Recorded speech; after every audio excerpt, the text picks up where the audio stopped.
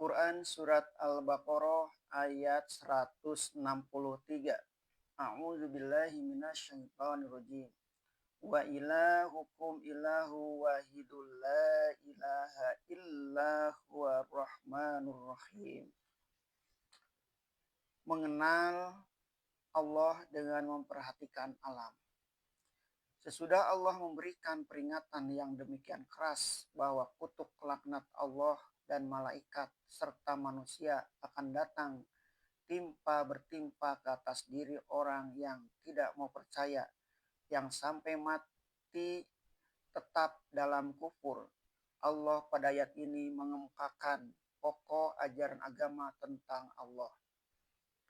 Dengan demikian, orang diperingatkan lagi, janganlah hendaknya mereka sampai bertahan dalam kekafiran dan mati dalam kufur. Dan Tuhan kamu itu adalah Tuhan yang Maha Esa. Dialah ilah, Tuhan pencipta. Berdiri sendiri dia dalam kekuasaan dan penciptaannya. Tidak bersekutu. Dia dengan yang lain mustahil berbilang Allah itu. Sebab kalau dia berbilang, pecahlah kekuasaan. Mustahilah alam yang telah ada ini diciptakan oleh kekuasaan yang berbilang. Dia adalah Esa dalam sifatnya sebagai ilah, sebagai Tuhan pencipta. Dia pun adalah Esa dalam sifatnya sebagai pemelihara, sebagai Rob.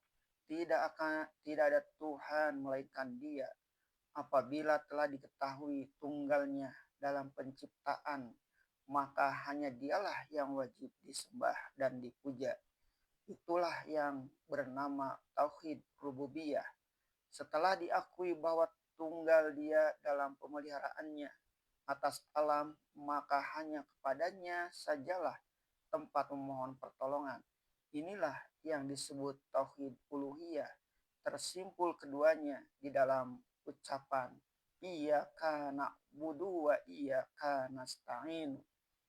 Hanya kepada Engkau saja kami menyembah dan hanya kepada Engkau saja kami memohon pertolongan. Yang maha murah, yang maha penyayang. Yang maha murah artinya dari Ar-Rahman. Maka Ar-Rahman adalah satu di antara sifatnya yang berhubungan dengan dirinya sebagai ilah, sebagai Tuhan pencipta. Ar-Rahman adalah sifat tetap pada dirinya. Sehingga untuk kejelasan sifat tetap Ar-Rahman itu, sifat ini selalu dimulai dengan memakai alif, lam, atau al. Ar-Rahim ialah sifatnya dalam keadaannya sebagai Rob, sebagai Tuhan pemelihara. Maka membekaslah Ar-Rahim, Tuhan pada pemeliharaan. Inilah pokok pendirian agama. Bila pokok yang pertama ini sudah dipegang oleh seorang hamba, berarti dia telah memasuki pintu gerbang kepercayaan. Maka dihimpunkanlah dia ke dalam ucapan syahadat pendek. La ilaha illallah. La ilaha illallah. Tidak ada Tuhan melainkan Allah. Tidak ada Tuhan yang patut aku sembah melainkan Allah. Tidak ada Tuhan tempat aku meminta tolong melainkan Allah. Menarik perhatian kita pada ayat ini ialah karena terlebih dahulu dia menerangkan Allah dalam keesaannya. Dan Tuhan kamu adalah Tuhan yang Maha Esa. Artinya dalam menciptakan alam ini dia tidak bersekutu dengan yang lain. La ilaha illa huwa. Tidak ada Tuhan melainkan dia sendiri. Sebab itu tidak ada yang layak buat dipuja dan disembah melainkan dia. Kalau Allah yang menciptakan alam, bukanlah kepada berhala kita meminta terima kasih. Yang maha murah lagi maha penyayang. Terasalah kemurahannya dan kasih sayangnya di dalam seluruh alam ini.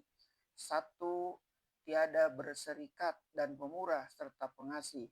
Maka ayat ini selain menanamkan rasa tauhid, juga menanamkan rasa cinta. Rasa cinta adalah lebih mendalam jika kita selalu suka menikmati keindahan alam sekeliling kita. Allah bukanlah diakui oleh akal saja adanya, bahkan juga dirasakan dan diresapkan dalam batin, dalam kehalusan dan keindahan.